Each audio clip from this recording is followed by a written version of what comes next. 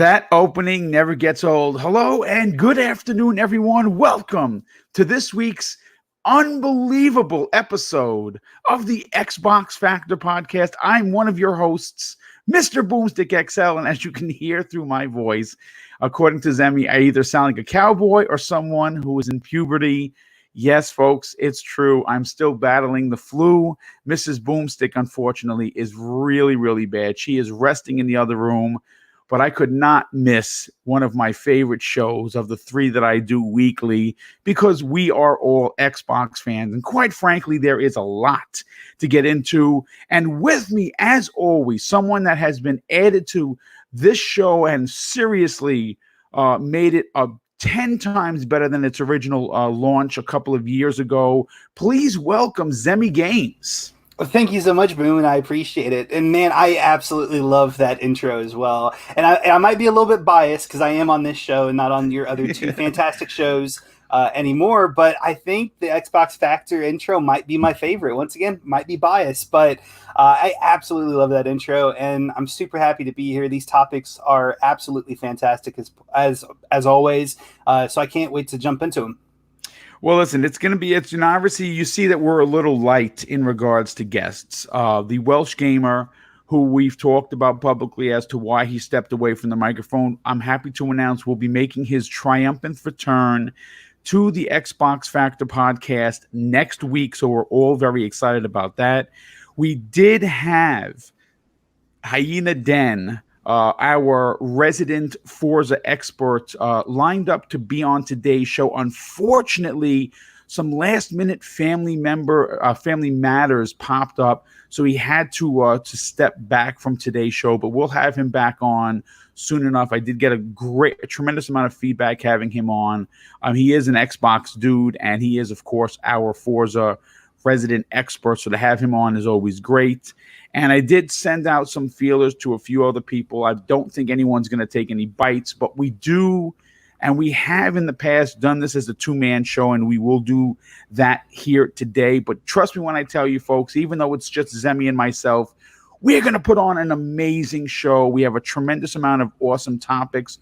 So let's get right into the first one. Now, with the 15 plus studios that Microsoft has under the Xbox Game Studios label, there are many in the community that have been asking for Phil Spencer to open the catalog of IPs that they haven't, some of the older ones that we haven't seen, even spoken about, and actually haven't seen the light of day in decades. And I say 15 plus because obviously last week, if you guys recall, we talked about Asobo Studio becoming a Microsoft first-party developer, which I still think has happened. It just hasn't been announced as of yet. Now, I'll gladly admit that I'm one of those people that want to see older IPs revisited much sooner than later. And a great and majority important as Gears, Halo, and Forza are to the brand, there are other classic titles that should be revisited. And with the recently revealed rumor that the initiative is currently working on a Perfect Dark reboot, which is awesome, that's a step in the right direction. Now, though there are several big underused IPs that should be brought back, this is the first title that comes to mind for me personally, and I'm going to get to Zemi in a second, and I want to see them do something with the Killer Instinct franchise. Now, obviously, Killer Instinct 1 released as a launch game for the Xbox One back in 2013 to raging success. Not only critically did it just wow all of the reviewers, but commercially it sold very well, considering that it was a downloadable title. Eventually, they did press a disc for it. They did make it free to play. They did have rotating characters. We know that it was done by two different studios. And it's a franchise that in current times, when you think about fighters, you think about Street Fighter, you think about Tekken, you think about Soul Calibur. Some people will, and that's, I'm one of those people. I like to consider Guilty Gear as being, a big fighter. We know all of the SNK classics, but Killer Instinct is such an amazing title, and there are rumors that they're secretly working on a sequel. Now, I don't know if that's going to be true or not. My God, if that wound up being a launch title for the X at the end of this year, man, you're going to hear Boomstick wherever you are. I can guarantee you. But Zemi, I want to get your opinion on something. There are a lot of older IPs that Microsoft has from the OG Xbox days, from the Xbox 360 days. Is there a particular older IP that you personally would love to see them return to, given a fresh coat of paint? Because I'm going to say this. You know, Sony notoriously likes to go back to their older IPs. Now, some don't really hit, and some really do wondrous things. And the wondrous item that I'm talking about is 2018's God of War. Now, obviously, Kratos isn't really that old, but you know, they went back to the well on a franchise that pretty much could have ended at the end of God of War 3. And it did have a couple of PSP entries, as well as 3 full giant adventures on the PlayStation 2, I think it started. And what they did with the PlayStation 4 version was nothing short of reinventing the wheel.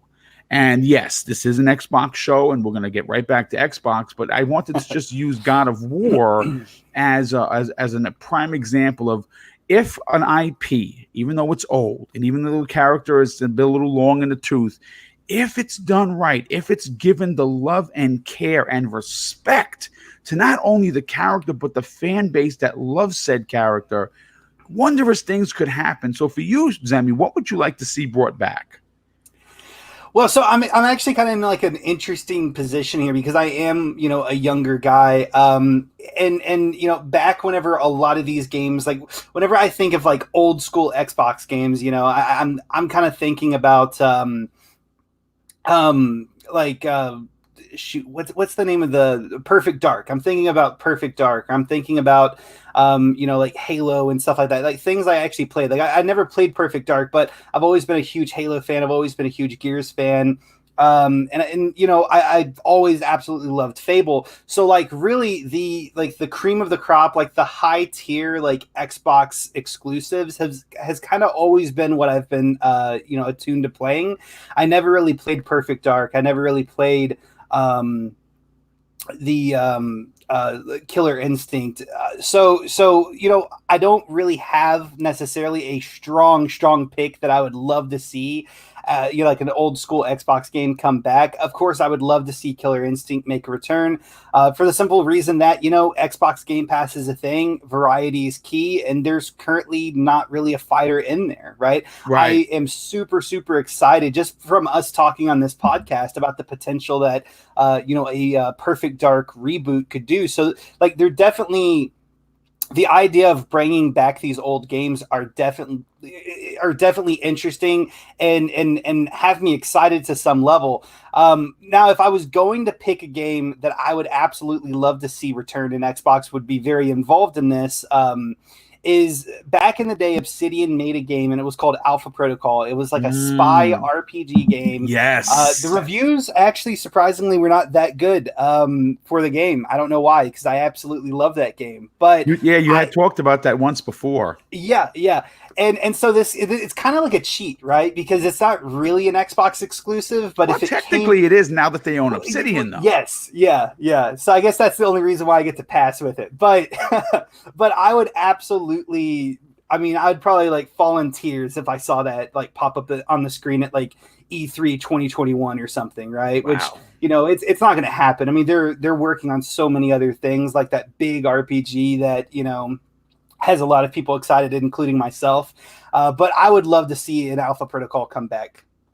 That's a great pick. I mean, listen, real quick, Robert Jones, to thank him for being here and also his outstanding generosity, he drops an incredible $25 super chat, and he says this: would love to see Jade Empire or Mech Assault. Yeah, you see, Jade Empire was amazing. Mech Assault, that's a franchise that needs to come back.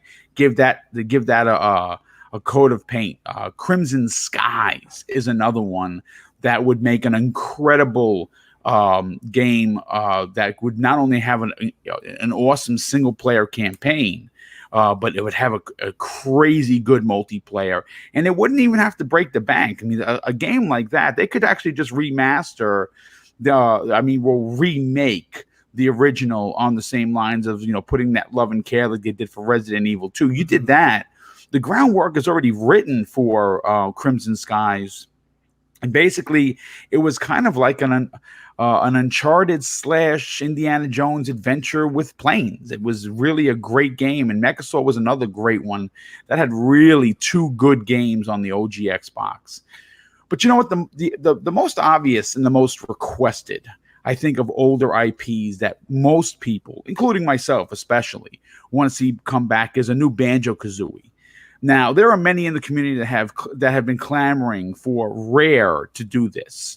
But with the announcement of Everwild, which looks absolutely gorgeous, the chances of them actually doing it are slim. Though they could task Blue Point Games to do it. Obviously, I know they work mostly with Sony, but you know what? Given the right amount of cash, I think they were doing an amazing job with the original, Banjo-Kazooie.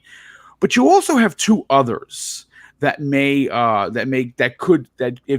could be given the reins of this classic and beloved duo and have it done right. First of all, you have Playful Corp, makers of Super Lucky's Tale.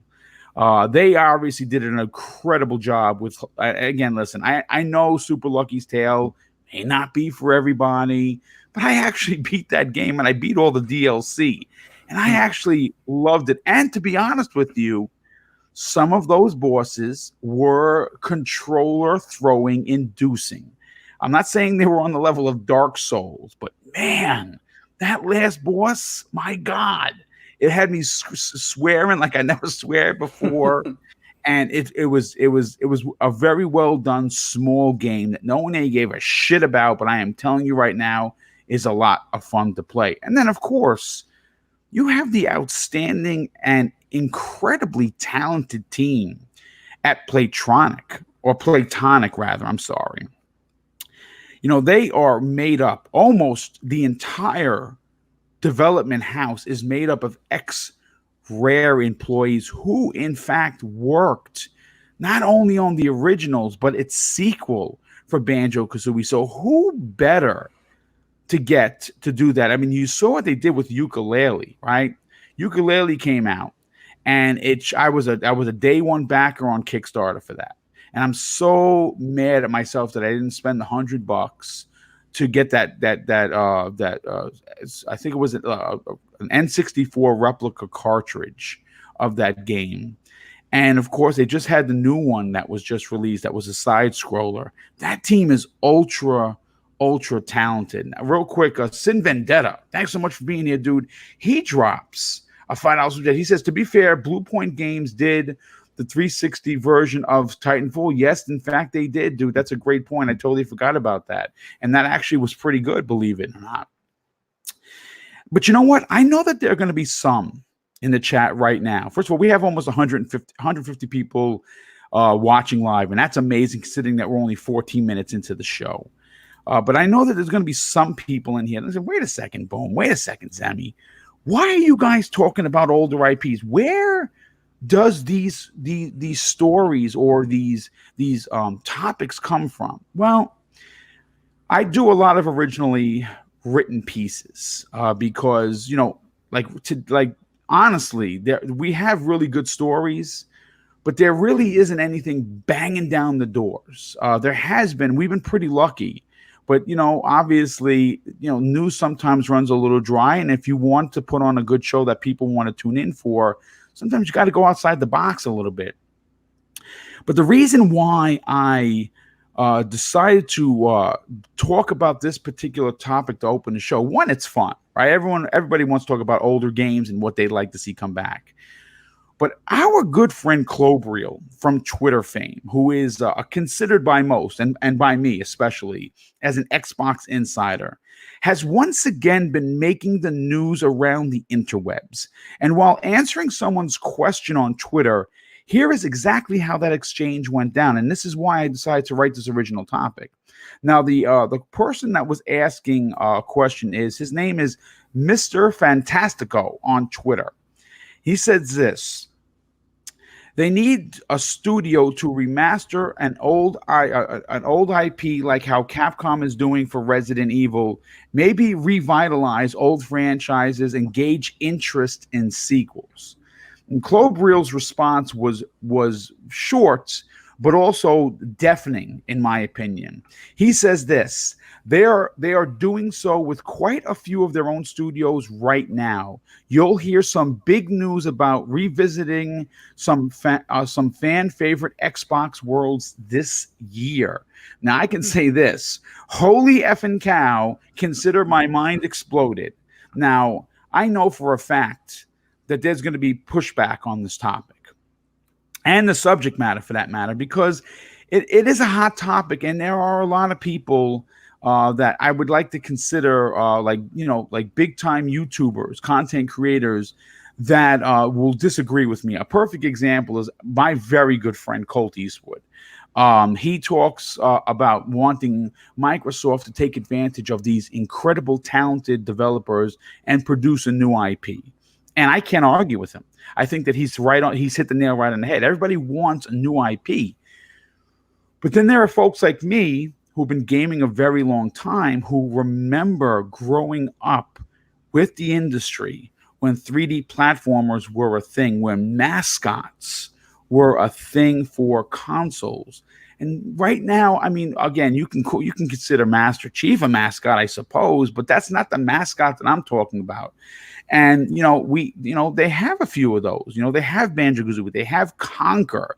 Conquer is an older IP that is more adult-like than anything, but can still find a place in today's society to be funny. To be funny, to be edgy, to be interesting. And I would love to see either or both of those IPs to come back. Now, of course, I'm gonna have to bring this back to Zemi. And Zemi, I know that you said that you didn't play a lot of the older games, but this is obviously going to be a spicy topic, and I'm interested to hear exactly what the chat is saying. Now we have past 150 people. Do me a favor, guys and gals.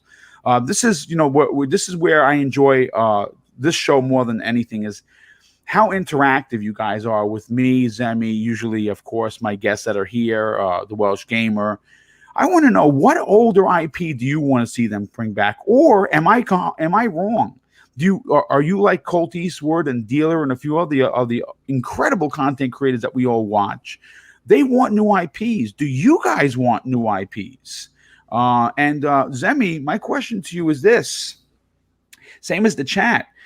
How do you feel about Microsoft going back to their classic IP catalog and wiping the dust off, and maybe taking a shot on one or two, maybe even three of these older IPs that have been unused in over a decade? Or do you want to see new IPs come along with the new console and everything else that comes along with it? Yeah, I mean, so this is kind of like one of those questions where I guess the answer is, why can't you have the best of both worlds kind of thing, right? Of course I want to see new IPs. New IPs is definitely what probably, if I'm going to be honest, what excites me the most, about the future of Xbox going into this next generation, right? But at the same time, I do also enjoy some of those, or I think I would enjoy some of those older games. Like if they remade like an Alpha Protocol, I know I'd enjoy that. But Perfect Dark, the idea of that just seems, way too good. Killer Instinct 2, I think that's almost like a necessity for maintaining variety and making sure that you have a fighter on your on your service that is made by you. Banjo-Kazooie, that is a game I actually did play back in the day on the Nintendo 64, and I really thoroughly enjoyed it. I don't know if I would enjoy it as much today as I did back then. But I definitely want to see new IPs come back and get, remade or re-envisioned or whatever it may be. But I also definitely want to see new games as well. And I don't see why, with Xbox having 15 studios and possibly getting more, if the rumors are to be true, I don't see why it wouldn't be possible for them to maintain bringing out new IPs as well as, bringing back the older ones. And I think that that's exactly what Xbox is going to do, regardless of my opinion or, probably most people's opinions. I mean, of course, they listen to our opinions, but I think that it's going to be Xbox's priority to bring out new content. That's going to be their number one goal, their main priority. But I think they're also going to definitely be bringing out a lot of older games as well. For the simple fact that, old games bring up, nostalgia. It gives fans like you who have played all of this all of these different games, it's kind of offering you fan service and allowing you to play some of your favorite games in I guess in a better light, if that makes any sense. And it also gives the opportunity for younger gamers to jump into these older classic games. But I think new IPs is where their priority is going to 100% be set. And I think that's really good as well, because newer games will elevate the platform. It will give your average player who maybe is just now coming into gaming, or maybe just never really, or maybe he this average player, the average Joe, if you will, wasn't really that big of a fan of these older games. It will give them a reason to subscribe to Game Pass or pick up a console and whatnot, because I think newer IPs is going to drive sales of Game Pass and for consoles a lot more than these older IPs. But with that being said, I don't think that that's a good enough reason to say that we shouldn't have any of these older IPs come back. So I guess to answer the question, I think both. I want to see these older IPs come back, and I also want to see these newer IPs come to light as well. I mean, some of the people that are in the chat are saying some really interesting things. I mean, a good friend of the show, Philly Eagle, says this: my kid would enjoy a new banjo. Listen, I would enjoy a new banjo, and I would be 50 in September, dude. So, yeah, I mean, I would love it. Let's see, J Mo Money. He says old IPs is what sells, and if you look at Nintendo and Sony and even third party, yeah, I mean that's a great point, dude. I think that older IPs do have a place. And Sin Vendetta drops an additional $5 super chat. Thanks, dude, for the generosity. He says there needs to be a good balance between remakes and new IPs. Xbox needs just as much fresh new blood as much as bringing back older IPs. And I agree with that, especially when you look at what they could offer, but new potential customers that could sign up for Xbox Game Pass. I mean, sure, the third party bangers, you want in there, you want your adult games, but there's certainly, in my opinion, nothing wrong with returning and taking a chance. And again, I don't necessarily know. I'm not a producer of video games. I wouldn't even know where to start. Okay, so I'm not even going to pretend I understand the inner workings of it and how much money it would be. But when you have older IPs that you don't want to fully invest all of the resources into the writing a new story and new characters. I mean, listen, what I would do, and I think Zemi, you said this, to gauge whether or not the people, the gamers of the world, old and new alike, would be interested in an older IP, is you remaster an older IP like Banjo-Kazooie. You turn around and you entrust, you make a deal with, I mean, first of all, I mean, let's just take a step back for a second, right? Depending on who you talk to, anyone that's a creator of art, right? Most creators of arts, whether that be paintings, whether that be drawings, whether that means metalwork or video games, which those, listen, you may not consider them to be artists. I do. What they craft, the worlds that they craft, the imaginations that they bring to life, very rarely are you going to have people doing it just for the money, right?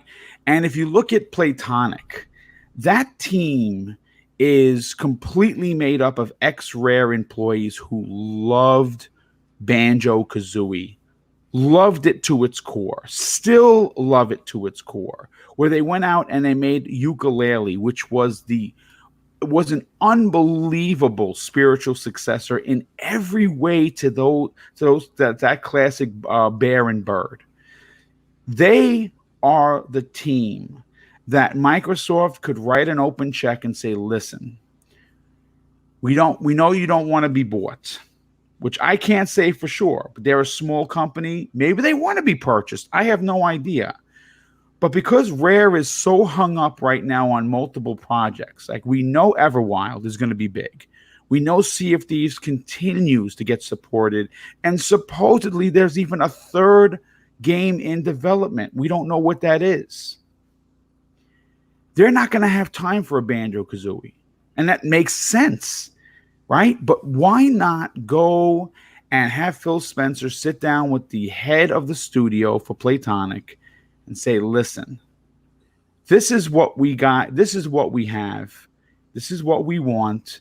And we want to entrust your company. There's no timeline. You go crazy making this game. Do you know that they would probably produce one of the best created Banjo games, whether that be a reboot of the original or something totally new?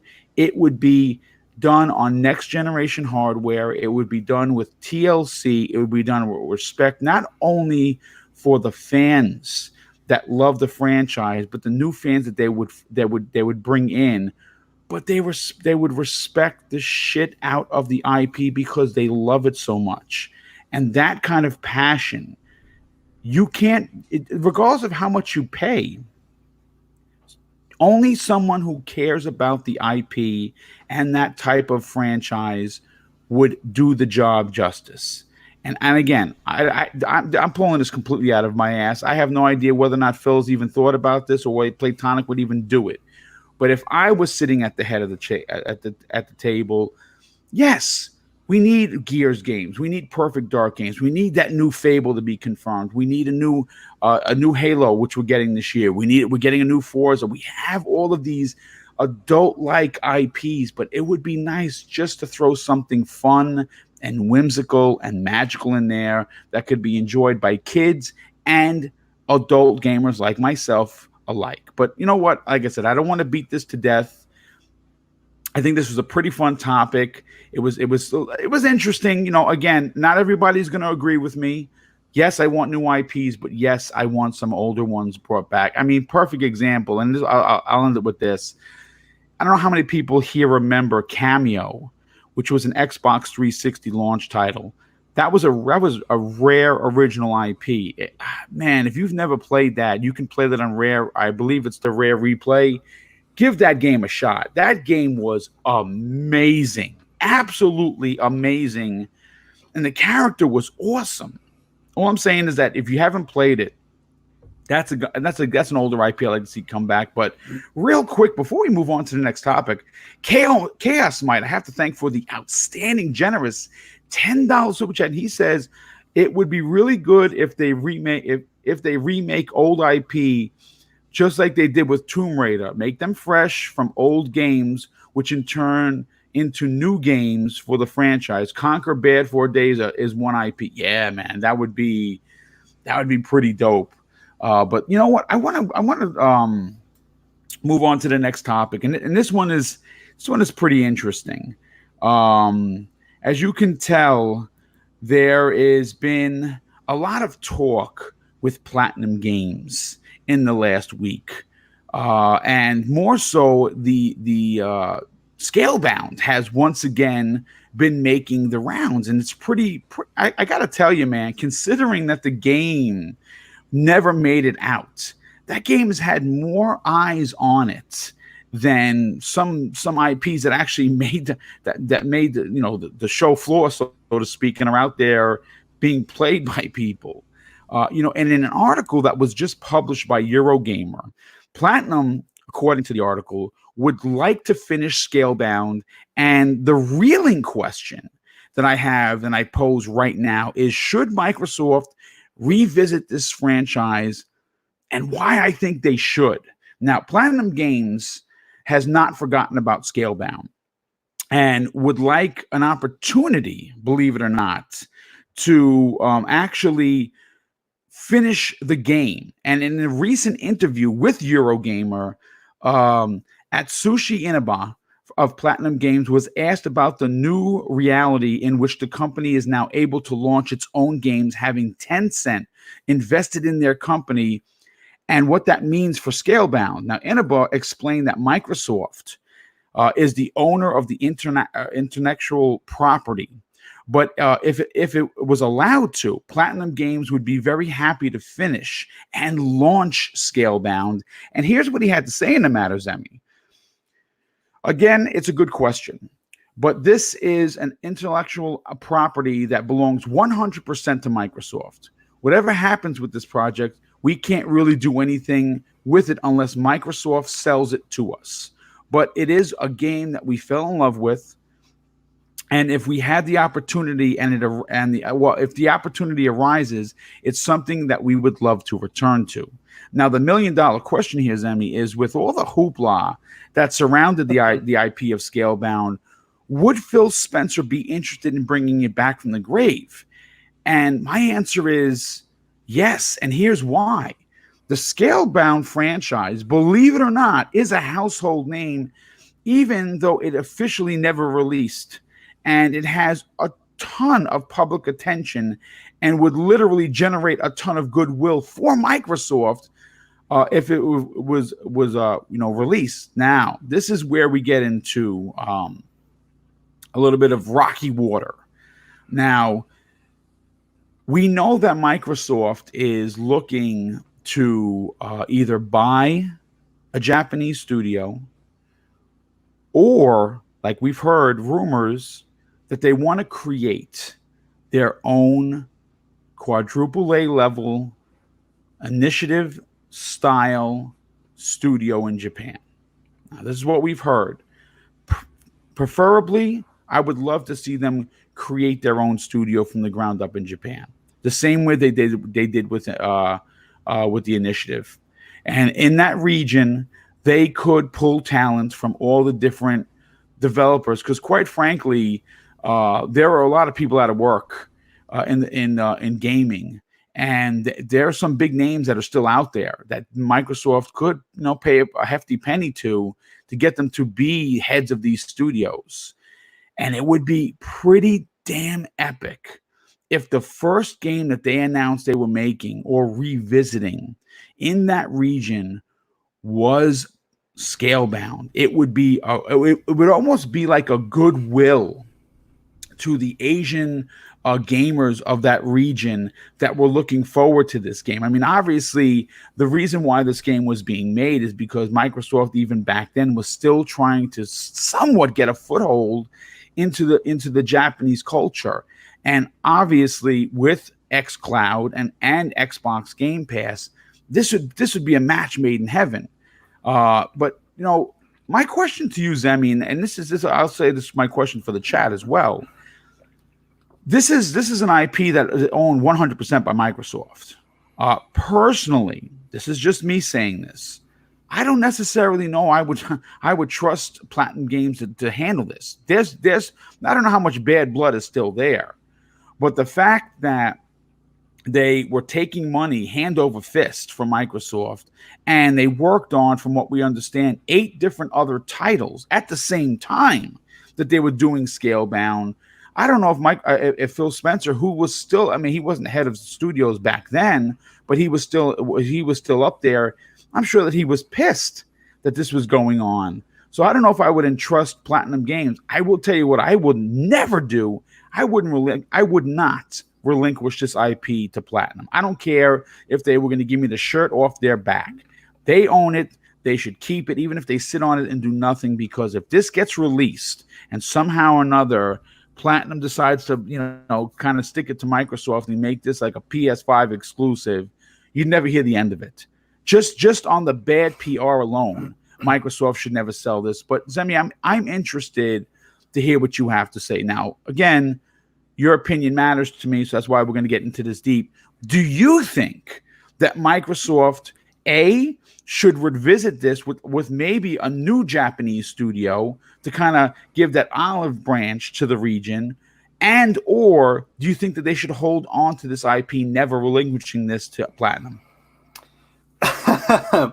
I think that they should definitely use the IP. I think it's almost, I mean, kind of at this point, it's a potential golden goose for them. For multiple reasons and pretty much all the reasons that you already stated. I mean, it would be, them fixing a huge mistake that let down a lot of players before. It'd kind of be like fan service. I know I always like to use that term, but and then also, they're looking to branch into the Asian market, and having this game would be absolutely, amazing to help them jump into that market.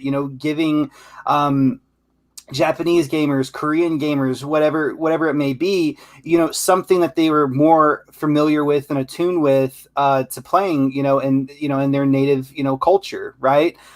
So I think from those points of view, it makes a whole lot of sense for Xbox to do this, and I think that Scalebound now versus back then whenever it was canceled has a lot more value to Microsoft being their franchise now. Than it did back whenever they canceled it, right? Because back whenever they canceled it, they were probably not thinking about xCloud, about pushing in, about having a major push into the Asian market, about, bringing over more Japanese titles into the Xbox, lineup, right? They probably weren't thinking about acquiring, or having 15, different developers underneath them, right? It was a lot, I guess, more of a different time back then whenever they canceled. Dude, I think at the time they had 5 first party studios. Yeah. So I mean, obviously, whenever they canceled it, it didn't have the value it has now, but now it has tremendous value, and so I don't know which one they should rather go with. I think it makes more sense for them not to go with Platinum Games, just for the reason that they may still not be able to meet the deliverables that Xbox is expecting out of them. Right? They already failed on them once. I don't know how much money Xbox lost in that, but it probably was a big shiny penny, right? And so I think it would probably be safest for them to make a Japanese style studio and give them Scalebound to be their first major title released, right? I think that makes the most sense. And I think it also kind of makes sense in the sense that Xbox hasn't really seemed to be pushing developers to make specific titles. And so like whenever we were talking about the last topic, I think one great way for them to make these older franchises was would be to get like maybe 1 or 2 studios, purchase them, and have them make nothing but older IPs, right? But that kind of goes against what Xbox's new ideology is, in the sense that they allow these companies, these developers, to make whatever they want. So I think that it would probably be in Xbox's best, it would be best for Xbox to do very, very similar to what we believe they've been doing with the Initiative, in the sense that they create that studio and they have them work on kind of what they want them to work on, in the sense, Perfect Dark, which is what we're kind of thinking the Initiative is working on. I think that it makes the most sense for Xbox to keep the IP, use it for themselves, for an extra boost into the Japanese market, and make a Japanese style studio and give them that as their first IP to work on. I mean, listen, it is, again, I like what you said, how it would be a cash cow. And I mean, again, think about this for a second. This is an IP that already, all you have to do is go on social media and talk about Scalebound. I mean, I'm being serious. Like, if you want to see, you want to test the pulse of this community, go on to Twitter, right? For shits and giggles, do a small poll. Should Scalebound come back? Yes. No. Don't bother. You will be blown away by how many people are going to respond in kind and actually leave messages, not just vote, but like, oh yeah, Scalebound, I loved what I saw. I mean, listen, it has tremendous potential, but what does it have more than anything that the entire current library of the Xbox platform doesn't have, right?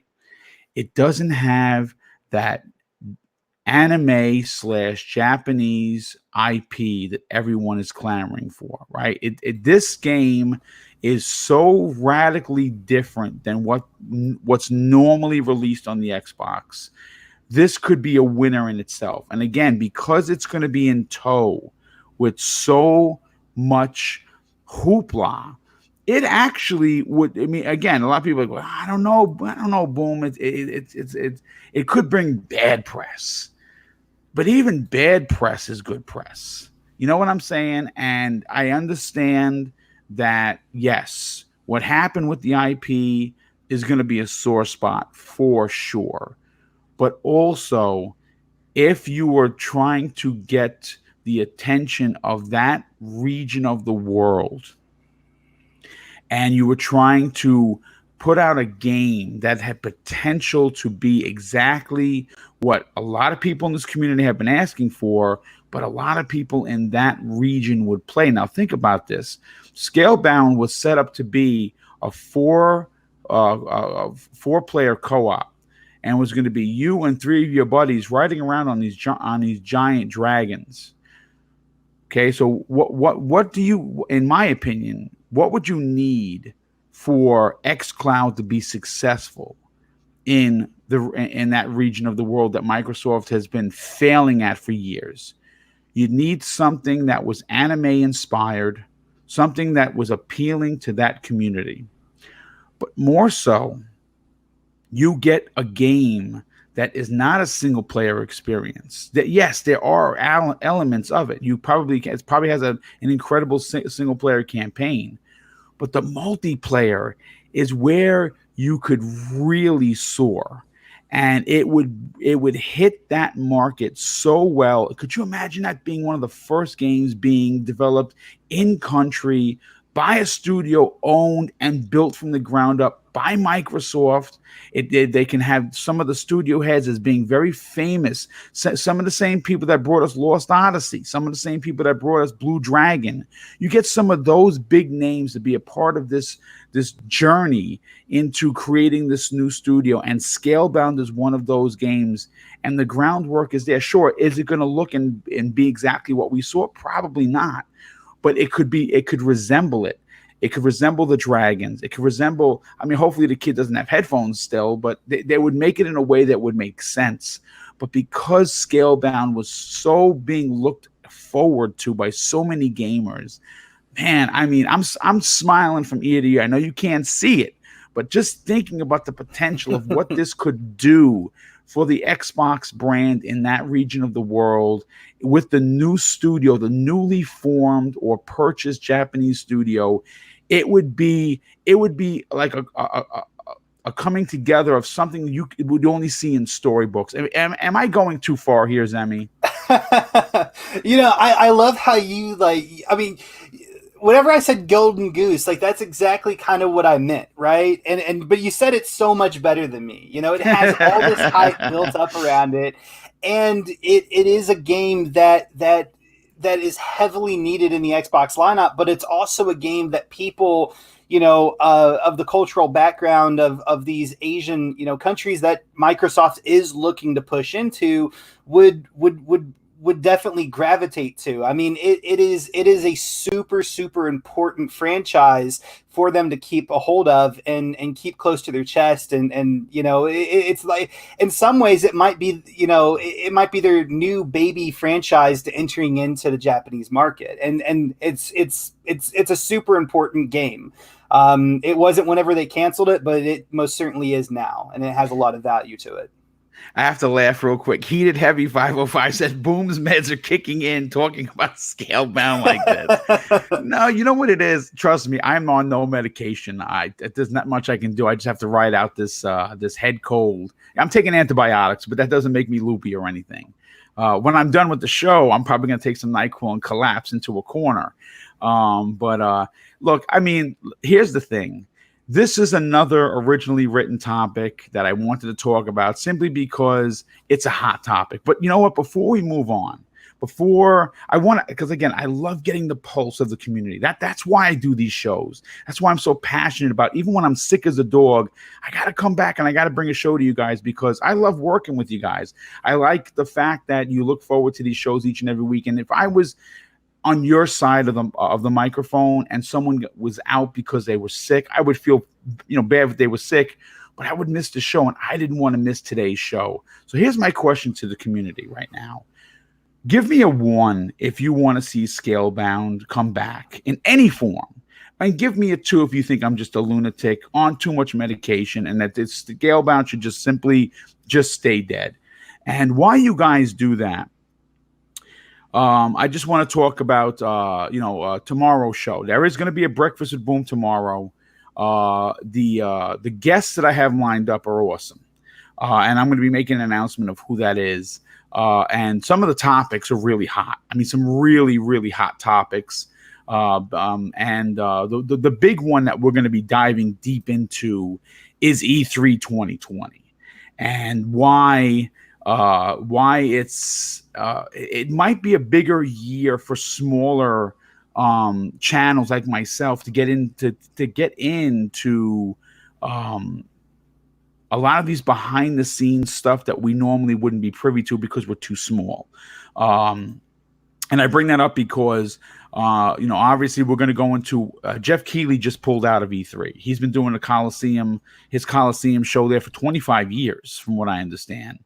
And we're going to be breaking down what that means. Obviously, Sony isn't going to be there, but Nintendo has confirmed that they're going to be there along with Microsoft. I don't think the show is collapsing in on itself. I think that the ESA definitely needs to tighten up their securities. And we'll go into detail as to why so many of the journalists from these bigger like Kotakus and IGNs and GameSpots won't be sending any coverage because of last year's leak. And a lot of people had their information put out there for public consumption. And listen, I don't like a lot of the media people. I don't mean like I hate them as humans. No, I just don't like the way that they do their business. But that's my opinion, and I do my business differently. But if I was on that side of the table and my information got out there because of someone's stupidity, I would be pissed. So we're going to be breaking that down. We're going to be breaking down some newly. I don't want to say it's leaked, a new story that comes out confirming that the PlayStation 5 is in fact going to be cheaper, but at the same time going to be considerably less powerful than the Xbox Series X. So we're breaking that down. And of course, if you didn't already hear, PAX East 2020 is happening very soon, and Naughty Dog and Sony are going to be there, and they're going to have an hour demo of The Last of Us 2 playable on the show floor, and that's pretty interesting. So we're going to be breaking those 3 particular topics plus 1 or 2 more. Tomorrow's show is going to be great, but I see a lot of people writing in here, a lot of ones, man. I mean, sure that of course you're going to get 2s, I get it, but there's a lot of ones, and I still think that Scalebound has a chance. But let's move on to, of course, the next topic, and this one's pretty interesting actually. Turn 10 Studios, makers of the incredible Forza Motorsport franchise, and again, I don't think I even have to say that out loud, but I'm going to say it out loud anyway. We know that their 2 studios that make these games are basically some of the best racing minds in gaming. And it's been the best racing game franchise probably for at least a decade. I mean, again, when you think about racers, most people, especially if you're an older gamer like me, remember Gran Turismo for the Sony, for the PlayStation. And, obviously Polyphony very, very, a long time ago, they were the playground games of today, right? They just were the masters of everything racing. And Gran Turismo 1 was incredible. Gran Turismo 2 stepped it up a notch. Gran Turismo 3 was incredible. And something happened, man. And I don't know, Polyphony. I'm not sure if the talent has gone away or what's the deal, but they're just not the same studio. And since they dropped the ball, well, obviously we've seen what the Forza Motorsport series as well as the Horizon series has done for the Xbox brand. I mean, it is the best racing series in the world. But what's interesting is they just were given the the title of best racer in the world, which is, that's no easy feat. And this outstanding title was given to them by the BBC's Top Gear show, who are the all-knowing when it comes to racing games. And this is fantastic news for fans of the Xbox exclusive. With either Forza Motorsport 8 or Forza Horizon 5 releasing alongside the Xbox Series S and X in just 9 months, this is a great chance for the next entry of either of those franchise to get, like, top bill. And what better franchise to show off new smoking hardware than either Forza Motorsport 8 or Horizon 5? Now, like I said earlier, there was a time where Gran Turismo held the title of best racer in the world. And listen, you got to call a spade a spade. The Gran Turismo series itself was a system seller. Like I said earlier, sadly, that's not the case anymore. And there are a lot of people, which is why I wanted to have Hyena Den on here, because he's obviously our resident Forza guy. Would had a lot to say. But, Zemi, as we get closer to the Xbox Series X launch, it's safe to assume that Microsoft is going to be making the announcement of which of the two fantastic racers will be launching with the next generation behemoth.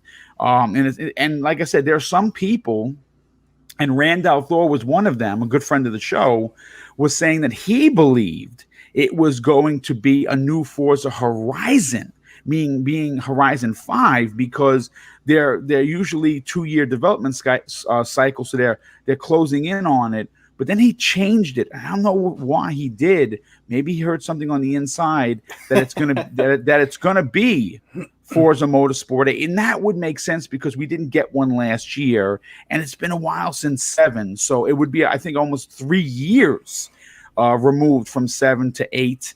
And like I said, what better time to launch new smoking hardware, and what better franchise to put out there than a new motorsport? Now, we are hearing that this motorsport is not going to be your dad's motorsport, that it's going to be a little bit more open world, not Horizon-esque, but I think it's going to be a little bit different from what we're hearing.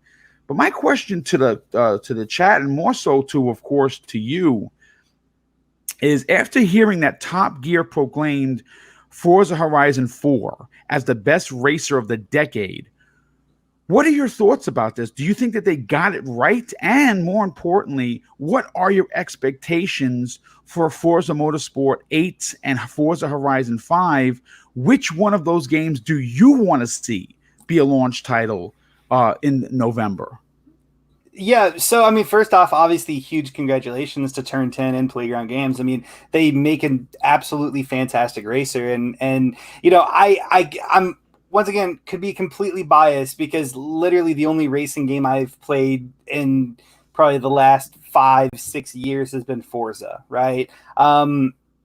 It's just, as soon as I started playing Forza, I got addicted to it. I got addicted to the simulation, to the realism. I remember, like, the very first time I played Forza was Forza 2, and I kept just like running straight off the road because I kept playing it like I was playing for Speed or Midnight Club, or I didn't realize that I had to pump the brakes a little bit. But so I absolutely love Forza, and I think it's 110% deserved. Once again, I might be biased with that because I really don't play any of the other racers, so I don't really know what else they're really competing with. But I know Forza is a fantastic game. But as far as like what I think is going to be the next, Forza game that's going to come out and my expectations for it, I think it's safe to say it's going to be Forza Motorsports 8. And, if it's Horizon 5, I'll just say right now, I will shave my beard. Right? Like it's not going to be. You heard it Horizon here, folks. 5. The internet doesn't forget. I know, and I'll be reminded. But it's not. But I won't actually be reminded because it's not going to be Forza Horizon 5. It's just not. It's going to be either Forza Motorsports 8 or it's going to be a completely different thing, like a Forza something else. But it's not going to be a Forza Horizon 5. And the reason is because Turn 10 hasn't released one yet, and Turn 10 really only releases Forza Motorsport, right? Right. Yes. It's Playground Games that does their Horizon exclusive brand. Yes. And Playground Games is currently being, rumored to be working on a Fable game. Of course, a studio can work on this, two projects at the same time, but like the timelines just don't match up. It's going to be Motorsports 8, or it's going to be something completely different, like a new, I guess, like a new Forza IP kind of thing. But overall, my expectations are nothing but good. I think the game's going to look fantastic. It's going to play fantastic. We've already kind of heard, I think, from like an interview with one of the developers that there's a lot more simulation put into the game. There's going to be a lot more realism.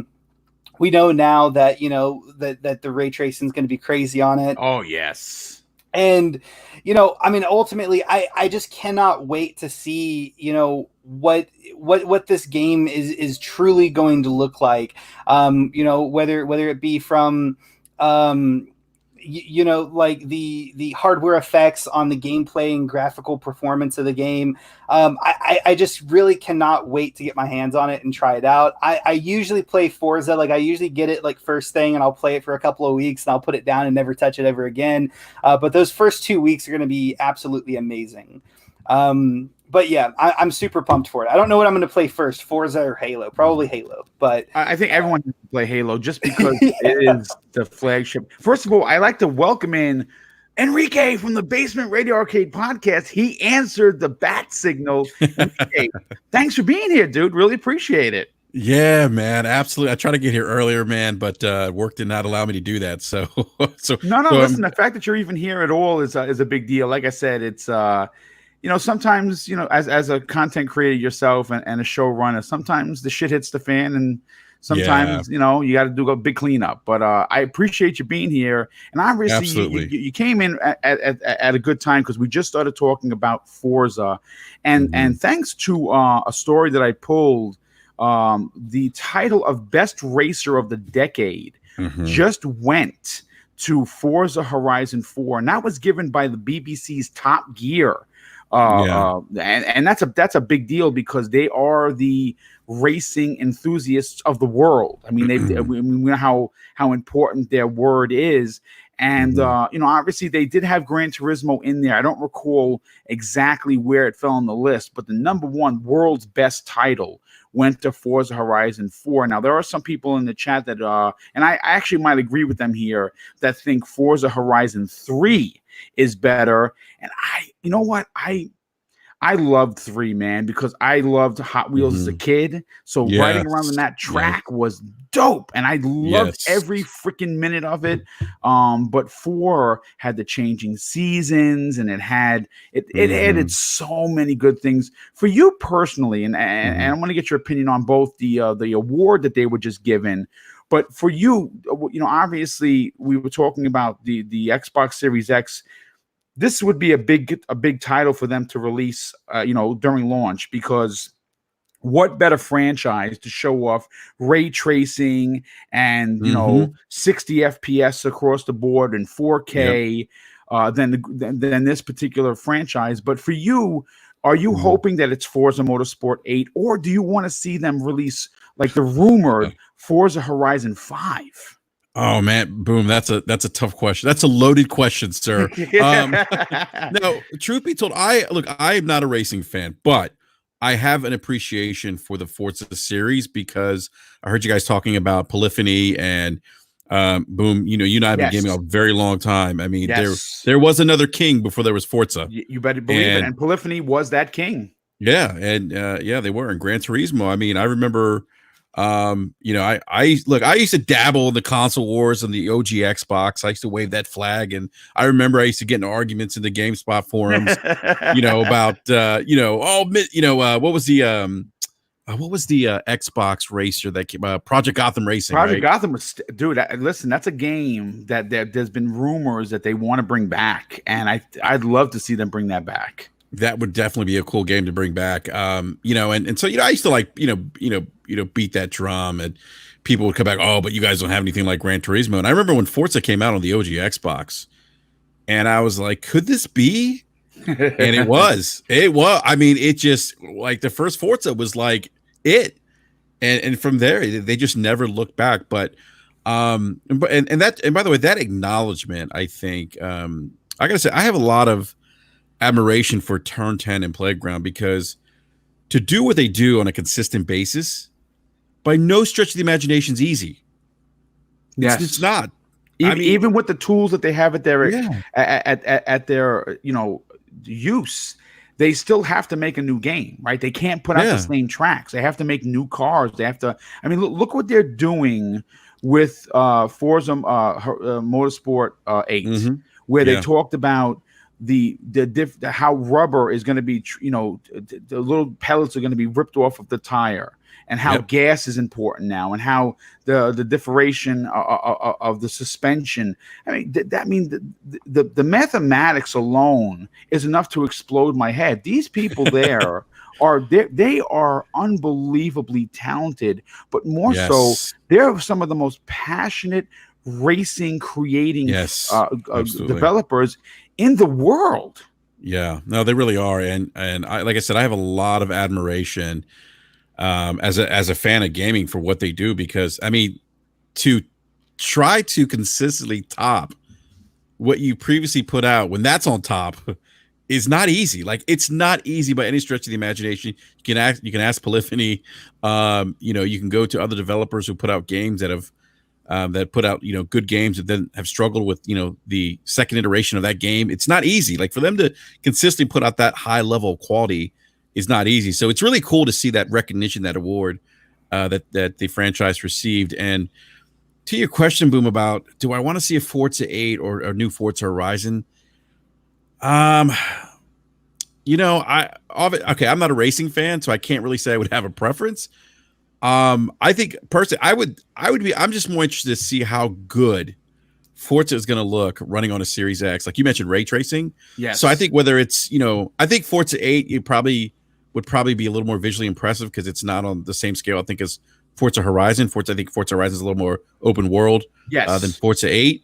So maybe they show Forza 8 because, again, you're not dealing with this bigger, this bigger gaming world. So they could put a little more juice into the cars and how they look and the environments and stuff. And so I think maybe from a technical perspective, I think maybe I would say, Forza 8, because I think that would probably show off the tech even very well. Although I think that a Forza Horizon would show the tech off well too. But I would give maybe the edge to Forza 8, just given because it's a smaller game. But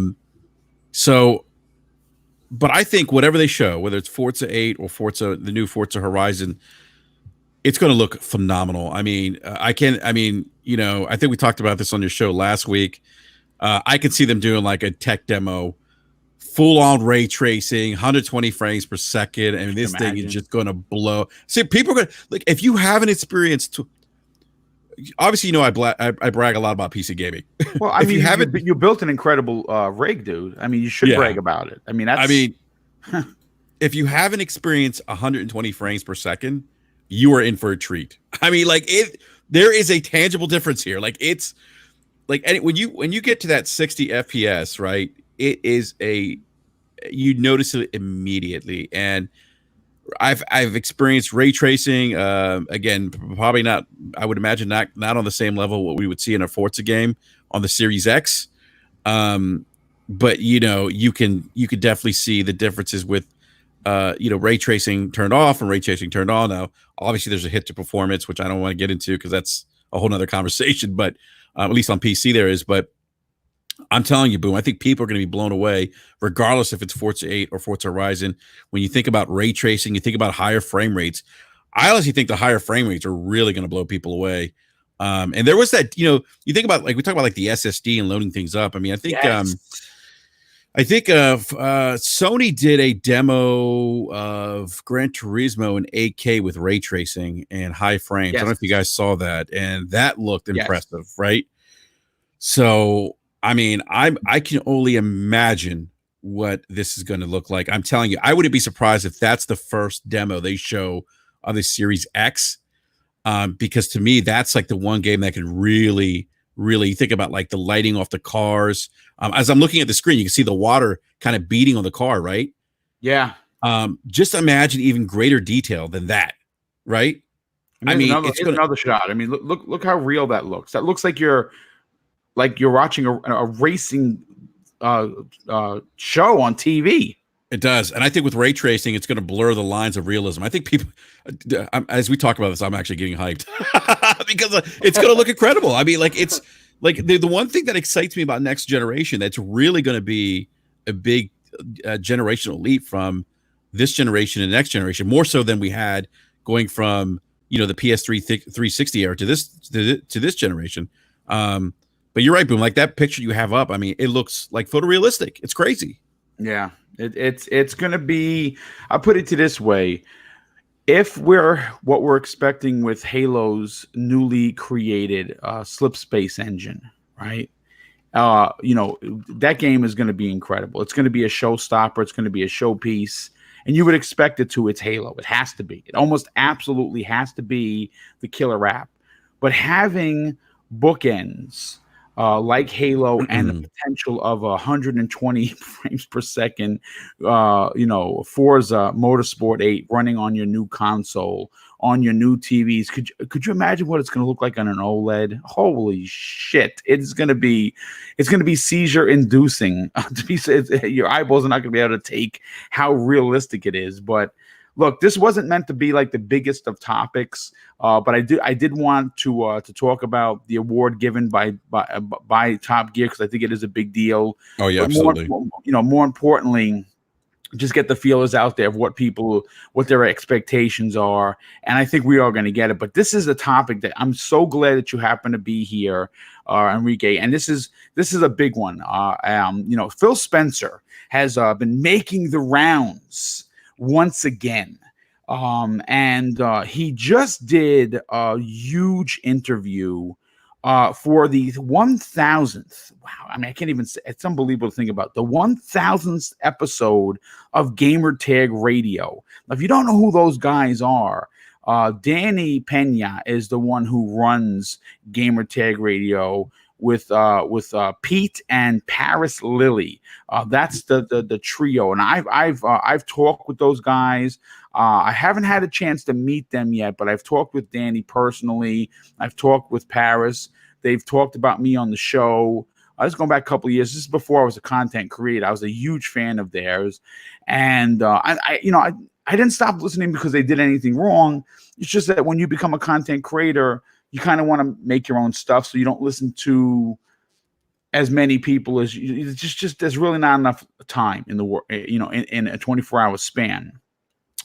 So a big congratulations to Gamertag Radio for hitting 1,000 episodes. It took them 15 years to get that. That's how long Danny's been doing this.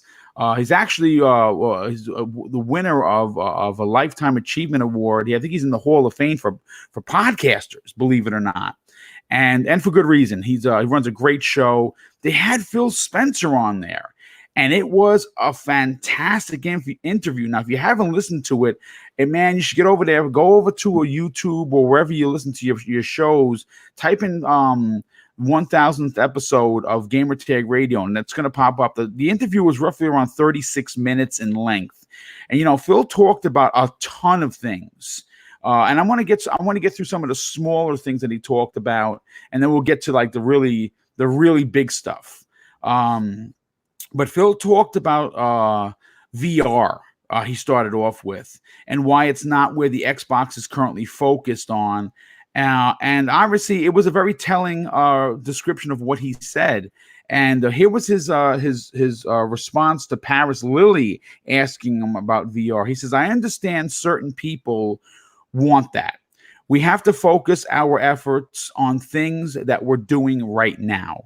And the most precious resource that we have is the team and their ability. VR is not just as simple as plugging your headset. You have to redo the dash. Like there's a bunch of work that goes into it. And the teams at Valve and the teams at Sony, those teams at Oculus, they're doing that are doing that work. They know how the completeness is important to the headset and what it means to support that platform. When we get into detail as to why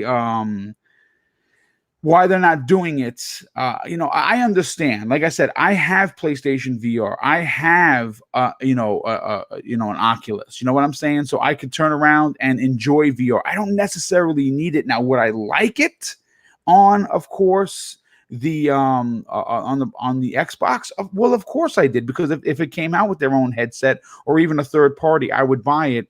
But let me get your opinion on this. Obviously, Enrique, you just talked about how you built a nice rig. And for you, if you want to experience VR, it's very easy for you to just plug that VR in and go, because you have the rig to back it up. Do you agree with Phil Spencer's ideology regarding VR, that it's not somewhere where they just want to be right now?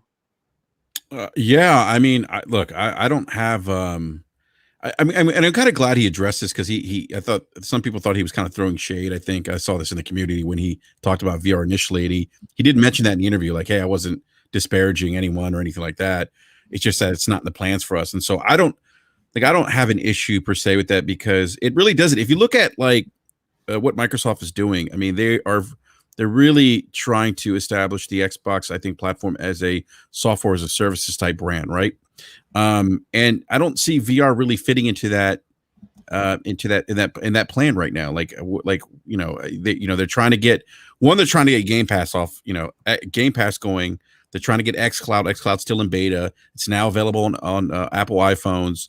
So they're working on other things that I think that are probably better in their best interest right now. And they also just recently acquired a bunch of studios to address some of the shortcomings that they've had in terms of their internal first party. So I think, honestly, adding VR right now just doesn't make sense for them, considering all the other endeavors that they're doing right now. I mean, like I said, Game Pass, that's new. That could be something that's game changing for the industry in terms of how we buy games, how we interact with content, how we access our content. Same thing with xCloud. I mean, that's pretty bold. I mean, streaming's been around for a little while, but to be kept in that ecosystem and be able to play all of your games on multiple devices on the go, that to me is another good in addition to what Microsoft's doing. So I don't see VR kind of being in their plan, and I wouldn't be surprised. I've heard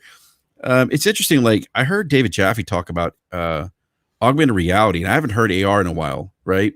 Right. And he seemed to indicate, if my memory serves me correct, that he has seen a lot of people in the industry being hired on for AR games, studios that are pushing augmented reality, and he thinks that's going to maybe potentially have a bigger impact down the road than VR. And we know about Microsoft and HoloLens, right? Yes. So maybe they revisit AR at some point. And who's to say they're not working on things behind the scenes we don't know about either?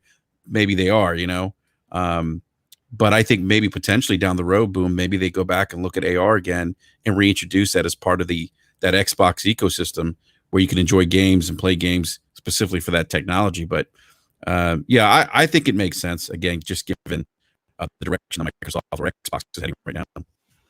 I mean, listen, look, the thing is this. There are many avenues for people to go down if they want their VR fix. And I actually am with you, even though I would not detract from buying a VR unit on the Xbox Series X. I can understand why Phil and company are a little skittish, so to speak. I mean, if you look at what happened with the Kinect 2.0, they don't want to do anything peripheral based for good reason. One, they don't want to spend the money on research and development for the and again, some people don't want to. I own 2 VR units, folks, and between them, probably about 100 games. So if I'm going to say this, I can say this because I'm a supporter. It's still a very niche market. Yes. Did PlayStation sell 5 million of them? Yes, they did. And guess what? They got 2 from me. I got the original, sold it privately, and then rebought it with the HDR pass-through. But it's still a niche market. And Microsoft right now is, I think what they're looking to do is just focus in on being a gaming machine.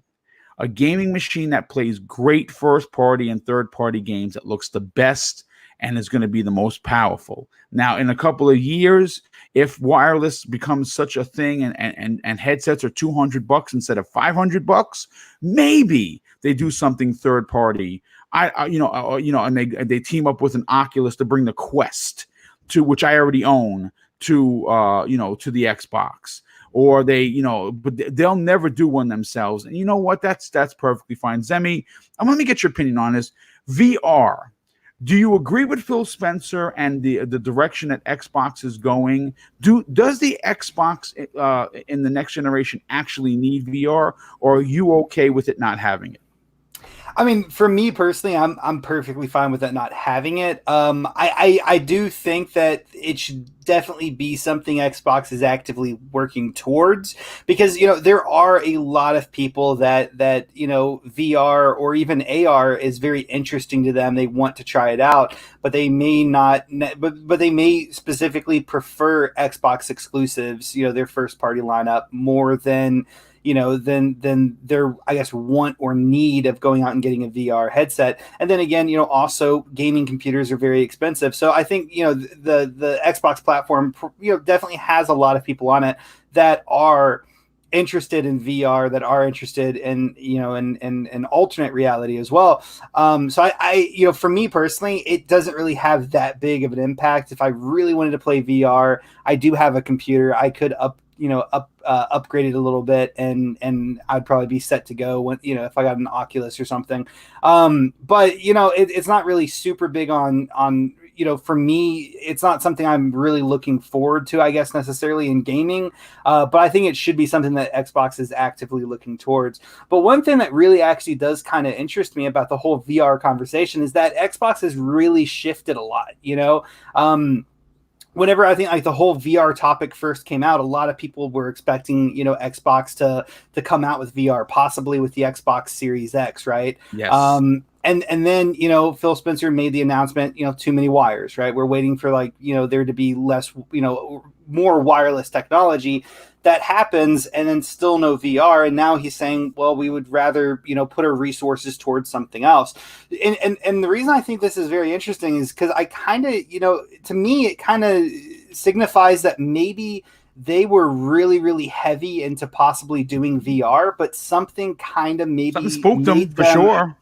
Made them stop investing so much time or resources in it. And maybe it was, the huge success of Game Pass and the so far very, very strong success of the xCloud and all the possibilities that the xCloud is going to offer, and they want to use those resources to that. But then again, maybe it is something more closer to, they saw a lot of success and their HoloLens technology and thought that would be a better direction to take gaming and AR rather than VR.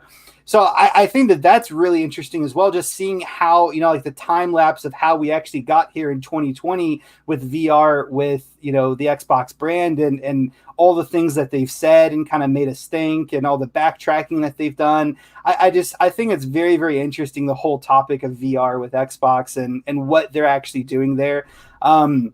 I wouldn't be surprised if they are working on alternate reality versus, virtual reality.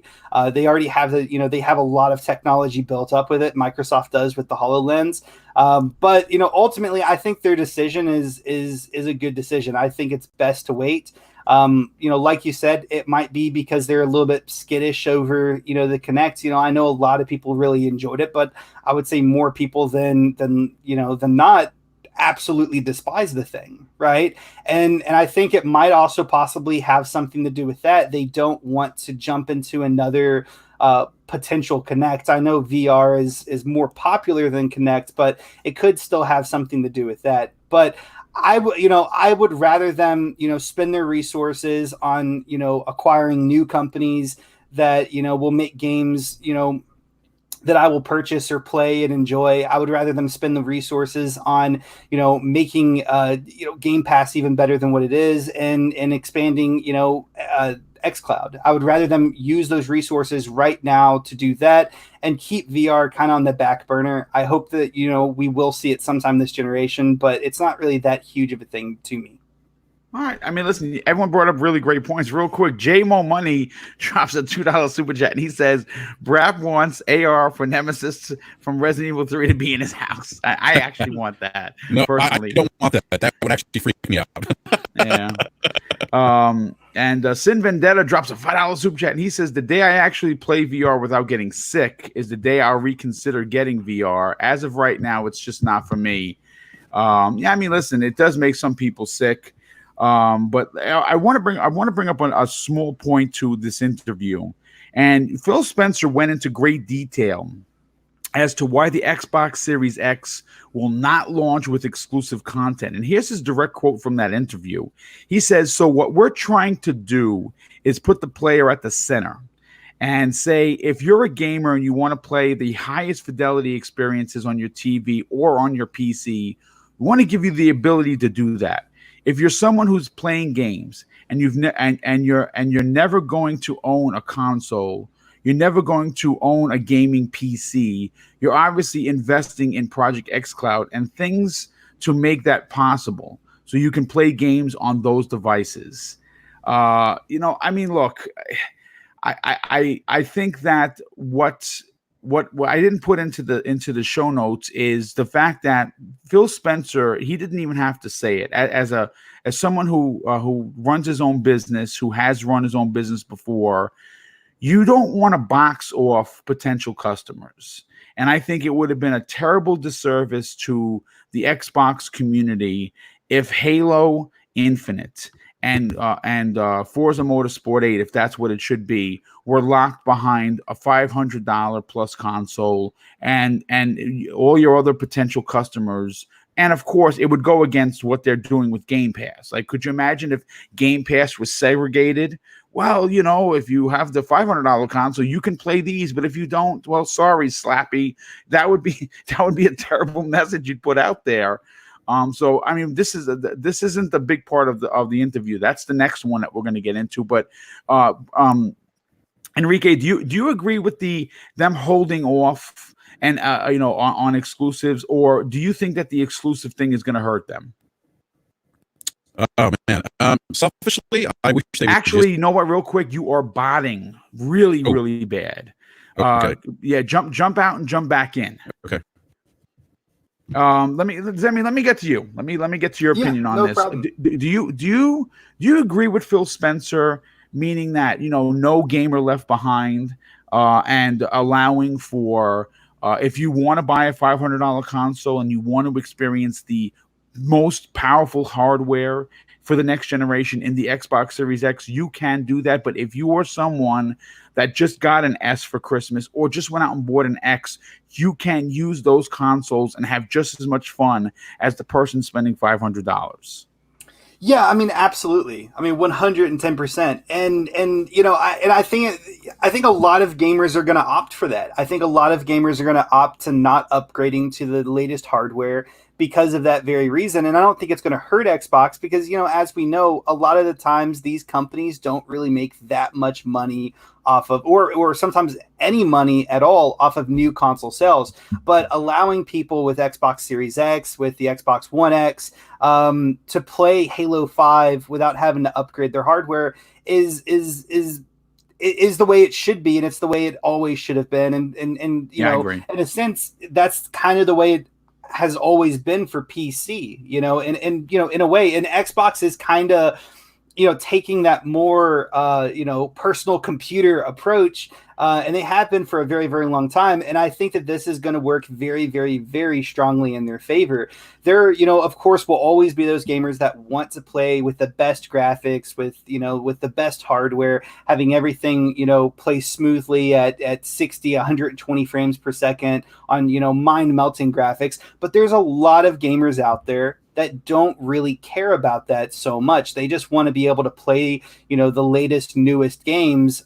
Maybe it won't look as well. Maybe it won't, play, maybe it won't play exactly 100% the way that it would on, on one of these newer hardwares. Maybe if you're, playing a open world game, there won't be as many NPCs running around or something. But, regardless, I think a lot of, gamers are going to definitely take that approach. And I think it's a very smart move. It's definitely going to make Xbox a lot more money coming into this next generation, because you're going to have a lot more people playing on the older hardware as well as the new adopters to the new hardware. No, I absolutely agree. Oh yes, and Enrique is back. So well, you know what? Is there anything else you want to add, Zemi, before we get to Enrique's point? No, that's pretty much all I had. Okay, excellent. Enrique, are you back, sir? Am I still botting? No, you are perfect once again, sir. So thank you so much for that. So my question to you is very simple. Obviously, Game Pass is a service that they want everyone to be a part of, because it's a service that makes money. But it is a service built around offering extreme value to its customers that subscribe. And with xCloud being a thing right now, it's been tested in numerous countries. I'm testing it right now. I am completely as let me say this without even trying to stutter. As a guy that picked up his first controller in 1978 that had one effing button and the graphics looked horrendous, to sitting with my controller and my new phone playing Gears 5, it just doesn't even seem logical. You understand what I'm saying? Like, I understand that for the newer generation, this is the norm. Playing on your phone, playing on your tablet, you're used to it. I get it. But when you can take an Xbox game and play it with the fidelity of your phone and the use of the controller, and for the most part, it works. It's almost like magic seeing it in front of you. It's like, what mysticism is going on here that this is working? And obviously, xCloud and Game Pass and all of these ideologies that they're trying to put together to make this one cohesive running unit. If they would have had exclusives, I mean, at some point the older hardware is just not going to be able to run it. I totally get that, but I actually am in agreement with Phil's response. But for you, Enrique, do you think that it's going to hurt the Xbox Series X and S that it's not going to have, quote unquote exclusives, like, for instance, Godfall for the PlayStation 5? All right. So that's an interesting question, because, both Microsoft and Sony are kind of taking different approaches now. Yes. Where, Microsoft is taking more of that, iPhone, PC type of, strategy, where, Sony's still kind of doing more of the traditional console launch and business model. Although I think, you'll see Sony pivot throughout this upcoming generation. They'll start doing things. Well, they're going to have to adapt. Yeah. And they will. And anyone who says that they're not going to, look, if you haven't seen the writing on the wall, I don't know what to tell you. I mean, when the CEO comes out and says gaming's niche, when they start putting first party titles on PC, remember, Microsoft was the first to streaming. It was actually Sony. So right. Sony years ago recognized with the acquisition of Gaikai, they recognized that the game was changing. They just weren't as upfront about it, right? Because they knew that they needed to speak to their consumer base still. They didn't want to ruffle the feathers, if you will. But the ruffling of the feathers is going to happen. And I keep telling people that. Like, I see the PlayStation fans, oh, it's never going to happen. No, it's going to happen, because it's just when. It's not if anymore. Yeah, and it's not even as much as that the industry is heading that way. It's just that they're a for-profit company. Microsoft's a for-profit company. Sony's a for-profit company. These added revenue streams are ways for them to make more money. And these companies are in the business to do what? Make money. And that's it. At the end of the day, revenue and profitability. That's what all these companies are about. And so Sony, they see the numbers. They know that if they can get Microsoft does this too, if they can get a reoccurring revenue stream through a subscription model, that's going to yield more revenue for them than selling consoles. And that's just the facts. I mean, that's Well, they can repurpose that money, that extra money, found money, so to speak, into new studios, into new IPs, into increasing development houses twofold. Like, wouldn't you like to know Naughty Dog was working on 2 games instead of 1? Sure, you would. Yeah. And it just, and it's just going to be a thing that, like I said, it's not a if, it's just a matter of when. For Sony, I mean, Microsoft's a little more bold with it, because of, I think for them really because of the challenges they had with, the Xbox, but this generation. But selfishly speaking, Boom, like I would have preferred to have a cutoff, see a balls to the wall Halo Infinite dedicated on the Series X, get all the juice out of that bad boy, and let's see what you could do. And now again, I'm not saying that Halo Infinite's not going to look good. It's being designed with the Series X in mind, so they're designing it for the high end, the same way you're going to get all the bells and whistles if you have a maxed out rig. They're downgrading it for like the older consoles. They will. But there are challenges to that. I mean, like we had actually Optimus Code, and I've talked to some other developers about this. Obviously, that guy knows his stuff. That guy, there's some. Look, there are some compromises when you start factoring that you have to develop for, when you have to include weaker hardware. Again, I say this, and because I've had people say, "Oh, you're just a pony, Enrique." I've had people like get mad at me because I said this. I'm like, that doesn't mean that the game's not going to look good. Like, no one's saying that. But there are design choices that may be held back because of weaker hardware, and that's it is what it is, right? So me selfishly, like, I would want a dedicated Halo Infinite, but do I think it's gonna hurt sales, or it's going to hurt the game? No, I don't think it's gonna hurt Halo Infinite. I think that and I look, I think Microsoft, they care about selling consoles, but I don't think that's the end goal for them now. The end goal for them is to get people into Game Pass, and Halo Infinite's going to be a driver of that. Whatever Forza they show off at launch is going to be a driver of that. Yes. And basically what they're saying is, if you want the best console experience, we got you, right? If you're not ready to upgrade, that's cool. We got you too, because you're in Game Pass, right? Yeah. Mm-hmm. So, I mean, like, I get it. It's a different business model than what some people are used to, but I don't, I don't want to say, is it going to hurt them in sales? Because I don't know. I think that the people that want the Series X are going to go out and buy the Series X. I think that's going to be people like, I'm not buying one because, obviously my PC, my baby that's sitting under my desk. But there's going to be people out there like you, Boom, and you, Zemi, that are the hardcore gamers that are going to say, you know what? I want the latest and greatest in terms of technology. I want higher frames on the new Halo Infinite. I want the best graphic fidelity for this game, and Series X offers me that. I'm going to go out and buy it. So I don't know. Like, I see people make that argument. Oh, it's going to kill sales. I think it's too early to say, because we don't know, because this is such a different way of releasing new generation consoles, and really a different business model for the industry, that we really can't say, oh, it's going to fail. It may present some challenges that we're not aware of, but I can't sit there and say, boom, 110%. Oh yeah, it's going to impact sales, because I don't know. My guess is that the people that want the Series X are going to buy the Series X. Game Pass could maybe help drive people to that maybe weren't thinking about buying Series X day one because of potential value in Game Pass.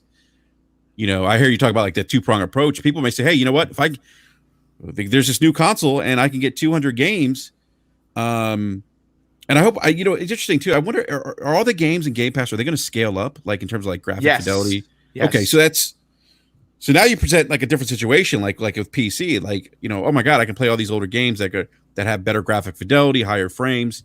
So now that Game Pass could drive new customers to Series X potentially, where they're going to say, hey, you know what? Oh my God, if I get this console, I get Game Pass, I get 200 games instantly. I walk out of the store, I've got 200 games in my back pocket, and they all scale up.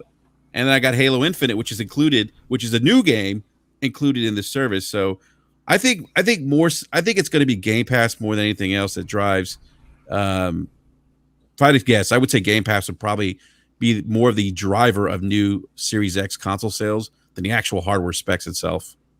I mean, look, I'm going to say this. If what you're saying comes to fruition and you are a potential purchaser of the new X Series X in November, you only have to, and I say only, I'm not saying because money, it's 2020. Money doesn't grow on trees, folks, and people have responsibilities.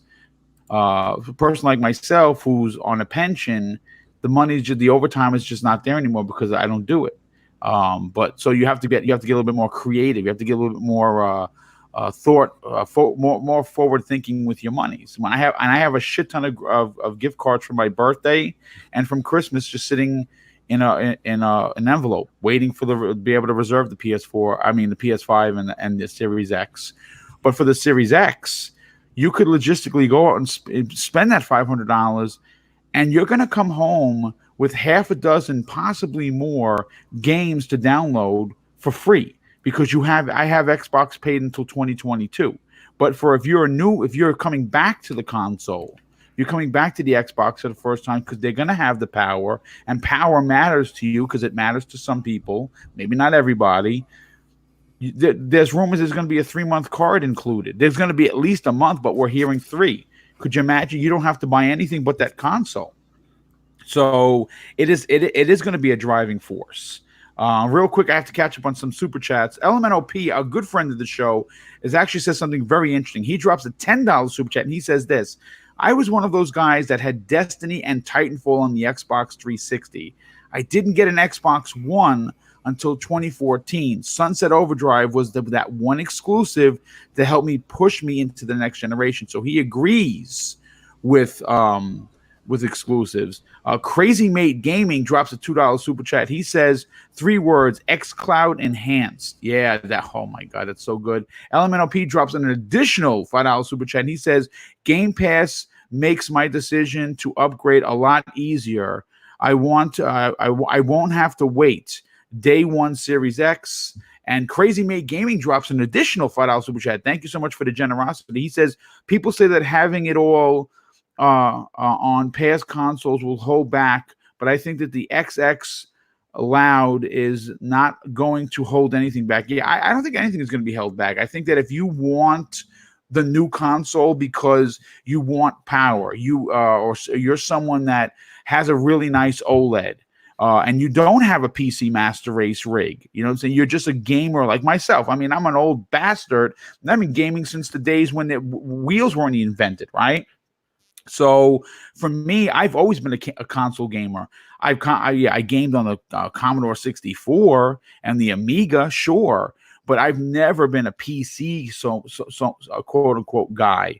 I've always liked my controller. I like my traditional hardware. So I'm going to be buying a Series X day one. And I think that if you are a gamer that doesn't have the ability to build a $3,000 rig, then the Xbox Series X is probably going to be for you, because for that $500, you are going to get all the bells and whistles with a new console. And as what we're hearing from another story that we're going to be talking about on tomorrow's Breakfast at Boom, Sony's console is going to be cheaper, but at great sacrifice. And that sacrifice is going to come with those bells and whistles not being there. Sure, it's going to be a great console. It's going to be 9.2 teraflops, and I'm sure it's going to be great, but it's not going to be the most powerful console. And if you want that power, you will buy an Xbox Series X. But I want to move on to the last part of this particular interview. And as awesome, and I really highly encourage, if you missed this interview, man, go listen to it, because Phil really is transparent, and it's like typical Phil. He just gives the answers. That it doesn't seem rehearsed. It seems that this is what he believes.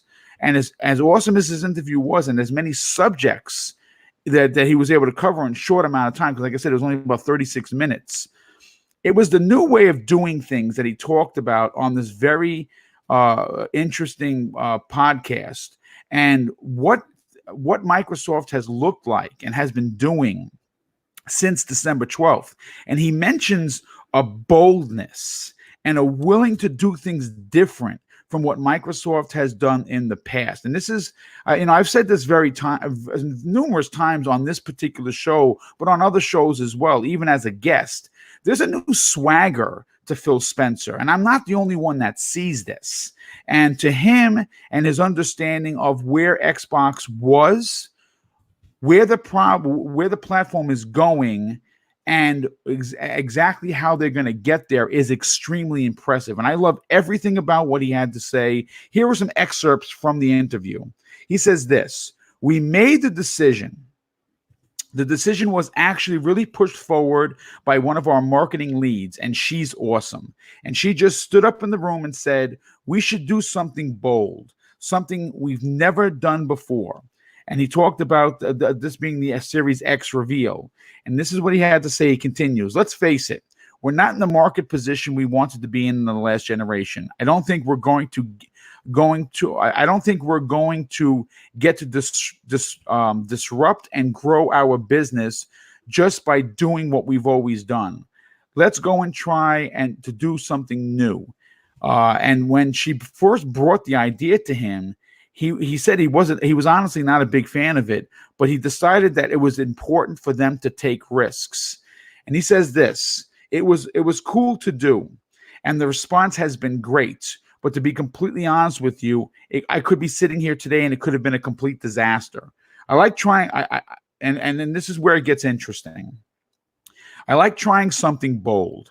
I'm really happy with the way it played out and the response from our fans. And of course, he's talking about the Series X reveal during the Game Awards. But every decision we make between now and the launch, we're going to think about things in a different way. Some of them we'll get right. Some of them we won't.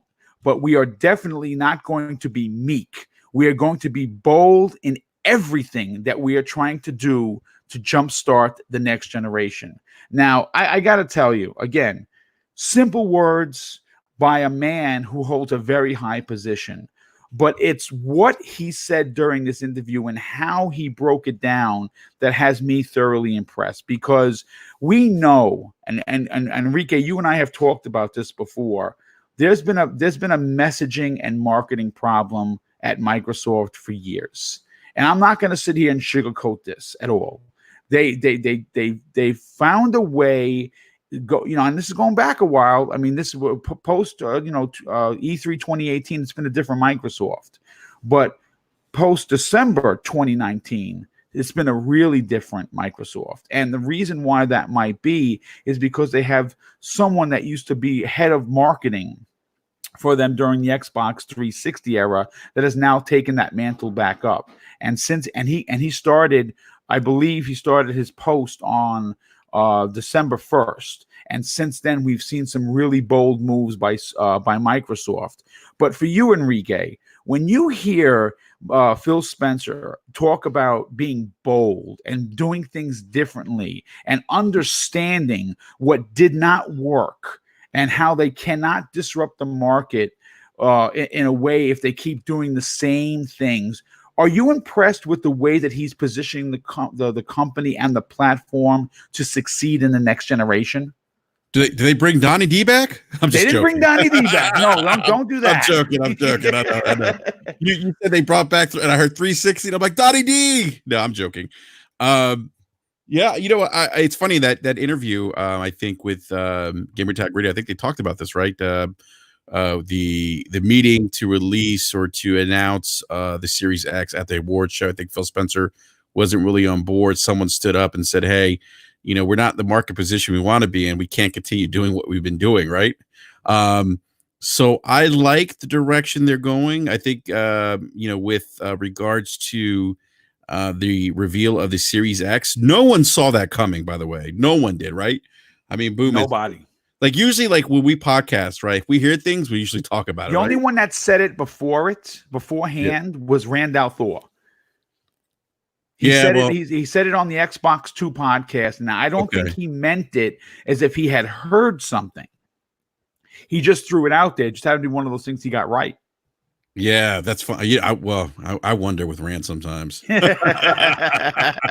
Maybe he was dropping nuggets and we, I don't know. But it was that was bold. But I thought that was good because again, this the thing that they're trying to do with Game Pass, I think if you really want to get the attention of people, you have to be aggressive in your marketing. Yes. You have to be, I mean, I think one of the complaints I've had about Microsoft's marketing, like we talked about PlayStation, right? And Sony, when they had God of War before it released, didn't they have like God of War?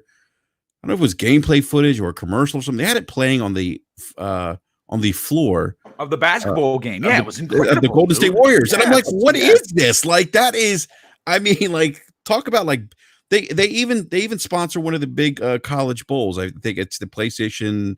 I forget what bowl it is. One of the larger college football bowls. And I'm not saying Microsoft needs to do that to that extent, but my point is but that, it was different. It was bold. It's different. Yeah, yes. it's bold. Like you would never think that PlayStation, Sony would back a big college football bowl, because you would never equate that to gaming, right? At least I wouldn't.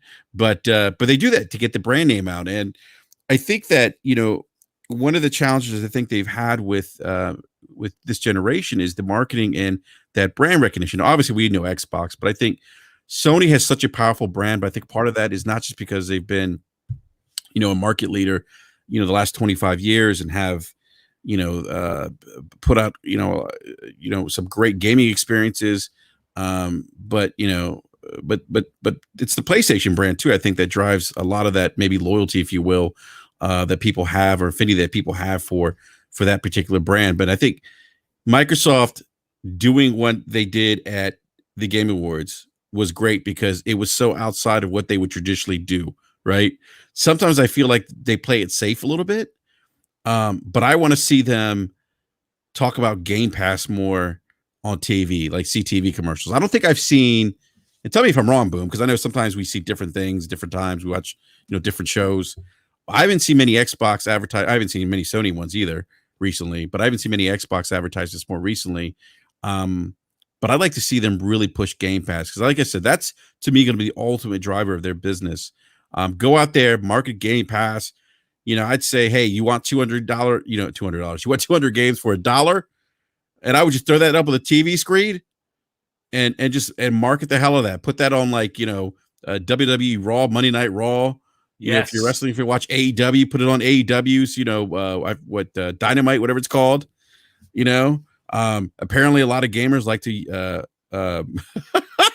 like to utilize Pornhub. Maybe you can advertise with Pornhub. I don't know. Maybe it's not the right venue, but I've heard that that's a popular app for people on consoles, more specifically the PlayStation VR. The VR too. But Boom, I like that they brought back the guy from the 360 because my memories of the 360, the marketing was much different. And I think you would agree that this generation, I felt like they were more in your face. Yes, there was more of a presence. Yeah. So, and look, I really think I will never argue the value of Game Pass. They have something different that Sony or Nintendo doesn't have right now. And if you have something that's really a differentiator, go out there and market the hell out of it. Yep. Beat it into the brains of the consumers until everyone knows what Game Pass is. Yeah, no, I agree. I think they do have something special. I think that the service is the value cannot be beaten. Like I said, I know that there are going to be some detractors that say, well, just a second, Boom, you're forgetting about PS Now. Look, I have been saying this from the beginning. I want Nintendo and Sony to adopt the exact same thing as Microsoft. Put your games in there day and date. Charge me whatever you want to charge me, and I'll pay monthly so I don't have to buy the games. And I know that sounds ridiculous, and some people are like, well, that's cheap. Well, sometimes you have to stretch your money, and Game Pass saves me hundreds, and I'm getting all the biggest games. But Zemi, I want to get your opinion on this, Zemi. This interview was awesome, and there really was a lot that they covered in 36 minutes. But it's the it's the swagger that I want to talk about. It's Phil Spencer saying that we are going to be bold. It's Phil Spencer saying that we are going to do things differently, that we're not going to return to the same mistakes. When you hear them talk, when you hear him, the head of Xbox, the head of the one of the platforms that we know and love, saying that they understand where they made the mistakes. They're not going to be making those mistakes again, and we're going to do things differently to get people excited about the brand. Does that get you excited about being an Xbox fan? I mean, how could it not get you excited, right? I mean, you know, from knowing where Xbox was at the very beginning of this generation to seeing where they are now, the confidence that they have, the boldness. I think boldness is becoming that word that everybody is using way too much. I don't know if you guys have noticed that, but, you know, but like the confidence, the boldness, like going out there, trying new things, reinventing the wheel, if you will, you know, changing the rules of, you know, console gaming and what, you know, a console gaming company can be with, you know, all the new technology that's coming out with the cloud and with streaming and everything, right? So I mean, it absolutely does excite me, and I would love to meet the Xbox fan that could listen to that interview and not be really excited about the prospects of the future with Xbox after listening to that, right? um and I love the direction that Xbox has been taking. You know, with branching out and noticing that the industry is changing in the sense that, you know, people are playing more games digital. People are playing more. You know, people are streaming more media, you know, such as movies, you know, music, you know, even books and stuff like that. And they're wanting to adopt that. They know it's eventually going to come to the point where gaming will be, you know, will be streamed or all digital, and they are slowly adopting their business to suit that. And you know, the Xbox that we saw in, you know, 2013 is completely 110% a different Xbox that we see now. Yes. And this interview is just another, you know, shiny example of how that is so. And the way that they, you know, took to announcing, you know, their biggest console of next generation during the, you know, VGAs, the Video Game Awards, it was so untraditional and so creative and so out there. It caught everybody off guard. You know, millions of people were watching, and they all saw it happen as it unfolded, which is absolutely amazing. I think that should be something that Xbox is, you know, needs to focus on. You know, Yes. advertise places where we don't expect to see it, but we will see it. You know what I mean? And I think that's very crucial for the messaging of the brand and getting more people, I guess, knowledgeable about it. You know, of course, you should definitely continue advertising on social media, on television and stuff like that, because, you know, parents do watch television. They will see that, and, you know, they will think, you know, well, that's a bargain. I'll buy that for my kid, you know? So, but as well as to advertise in those more traditional ways, I think it's really crucial for them to kind of go out and advertise in those more untraditional ways for like gaming, you know, kind of very similar to what PlayStation did during, you know, the sports game, right? Yes. Find very untraditional approaches that will that have a lot of value to it and execute those. But I'm super excited for the, you know, for the future of Xbox, for the future of the brand, and just in gaming in general, going into this next generation. I think it's really an exciting time, and I love what Xbox is doing with their creativity, with the, you know, with their boldness and their confidence, if you will. Yeah, the gentleman that came back, his name was Jared West. He was the lead dog during the entire 360 era, and we saw what he did. The marketing then was unrelentless, and it was always, like Enrique had said earlier, in your face. And he left Xbox to go to American Express, and from American Express he went and he led the charge in on Netflix on their business model, and he pushed the you know, obviously we saw a change in, remember when they were just, you know, chucking discs back and forth in the mail to being you know, all digital and basically being in your face everywhere. that same guy that did that for Netflix is now home at Xbox, and he's taking over the head of marketing, and he's leading the marketing charge for the next generation. So they got him a year before the console launched to get Xbox up to speed, and I think that we're going to see a way different Microsoft regarding marketing and messaging moving into the next generation, and it couldn't have come at a better time. Real quick, I just want to catch up on some super chats.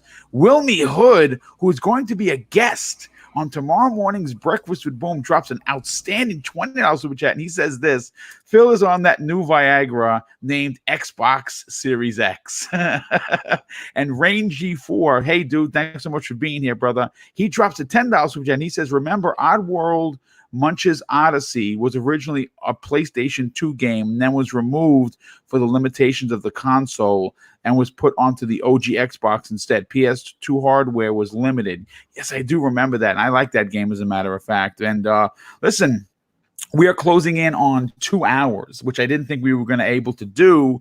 And we got to every topic, and we had a surprise guest show up here. So this is one of those episodes that I wasn't sure how it was going to turn out, but it turned out to be pretty damn good. So I want to thank, of course, we had almost 273 people watching live, and that's a big deal. Almost 300 people during the day in a smaller Xbox show. But I want to thank everybody, all the guys and girls for coming and hanging out with us. Of course, I want to say thank you for the outstanding generosity with the super chats.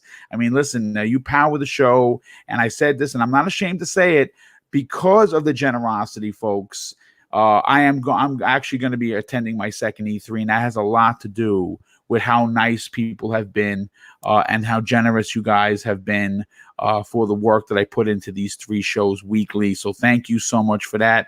And of course, let's get to the outros, and we'll start with our very special guest who came in at the back half of the show. And obviously, I can't thank you enough, Enrique. You made the show much better than I originally thought it was going to be, because me and Zemi could have done it, but having a third input is always great, especially when you're talking big topics like the ones that we discussed today. Do me a favor, dude. Tell everyone where they can follow you on social media, but more importantly, check you out and your incredible YouTube channel, and of course, the Basement Radio Arcade podcast. Absolutely. Well, Boom, man. Always a pleasure, man, to podcast with you guys, man. I appreciate the invite. I'm glad I was able to hop on and talk some video games. And if you want to, give me a follow on Twitter, you can follow me at @BRAP_podcast. And you can follow us on the YouTubes at the Basement Radio Arcade podcast. We broadcast live every Wednesday night, 9 p.m. Eastern Standard Time. And on occasion, I will do some BRAP rants. Sometimes they're mostly civil. Sometimes they get a little heated. As they're always interesting, and that's really what's important. Yeah, it's I don't like those rants. I'm not those. That's really off the cuff, man. Like I don't even like. It's just I turn on the mic, turn on my computer, and I just go at it.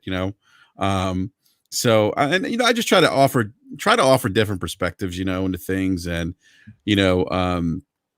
things like that. But give us if you haven't checked out the show. Please check it out. We had a great guest yesterday. We had Hogue Law. Oh, he's great to have him. I'm trying to work with him now. We're trying to figure out the schedule. That dude knows his shit. Oh my God, Boom. What a great guest. And by the way, he had some spicy takes on Mass Effect, Respawn Entertainment, and Resident Evil 4 that we want to bring him back on BRAP to discuss, because they were spicy. Really? Oh yeah, very interesting takes. I mean, we asked him to list his favorite Mass Effect games in order, and you would be surprised what number 1 and 2 are. So definitely check out the podcast. It was a great show last night. Again, we're on YouTube at the Basement Radio Arcade podcast. Well, thanks so much for being here, dude. Super, super appreciate that. And of course, Zemi Games, my co-host on a weekly basis. First of all, love that you have the new avatar, which was pretty cool. I got a chance to see the work behind the scenes, a new opening for your YouTube channel, which looks awesome. And first of all, you always bring it each and every week, and love having you added to this show. Like I said in the opening, you have definitely brought the show to an upper echelon with your love for Xbox as well as your knowledge of the brand. So it's great to work with you each and every week. Do me a favor, dude. Tell everyone where they can follow you on social media, but more importantly, check out your new intro and your awesome YouTube channel. Well, thank you so much, Boom, and it's always a pleasure. Coming on here every single week, talking Xbox with you guys. I absolutely love it. I love the Xbox brand. I love gaming on Xbox. I've kind of been cheating on my Xbox. Out, and if you guys follow my Twitter, I've been cheating a little bit on my Xbox with my PC. But I do plan. That's to go not back. cheating. That's not cheating, sir. That is awesome. PC Master Race, baby. I'm sorry. I hate to say. I actually said this on Twitter. I know this is my outro, and I'm going into story time. But I picked up my controller a few maybe like a week ago. That was like, and it felt so weird in my hands because I've been playing keyboard and mouse for like the last week or two. And I just had to put it down because I just didn't feel worthy to hold that piece of plastic anymore. But anyway, it is a pleasure coming on this podcast. I always love doing it.